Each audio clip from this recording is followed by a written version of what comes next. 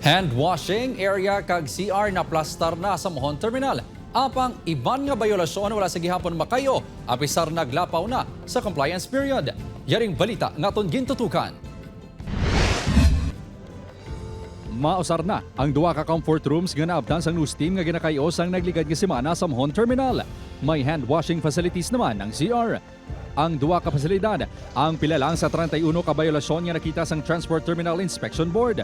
Sa pag-obserbar sang news team, nagapabilin nga wala sang terminal signage, kulang sa directional signs, kag wala sa makitaan nga schedule of trips ang terminal. Iniapisar, immediate, 15 days kag 1 month lang ang ginhatag nga compliance period sa gin-issue ang notice to comply sang Pebrero.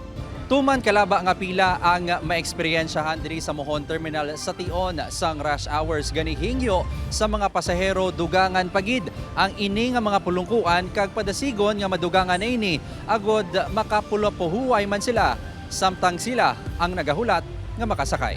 Mas mayugid sa sir kay para hindi budlay sa especially kung may mga tigulang bala nga magbantay sang salakyan, dapat damo di chair para nga may pungkuan gid sila. Dapat man padasigon ang pagsemento sang dalan sa terminal suno sa mga pasahero.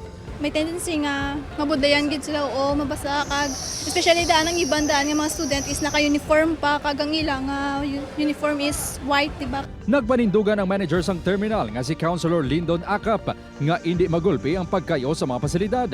Sang ginpatpat sang news team kay Acap ang mga bayolasyon, may pila diri nga ginpaboran sini. Hindi ba ko makahambal nga sa laki basi na mislock lang nila. Pero that is another siguro, let's say medyo re-evaluation. Pero right there and then kung i-judge na nila nga mo sinati, ongoing gani. Hindi ako mag-agree kung mabal mga wala ako sa security guard ra. Liwat nga ginpakigangutan sang news team si Committee on Transportation Chair, Councilor Cedric Cabaluna, apang wala ini sang direkta nga sabat kung maghatagid man sang iya pahayag.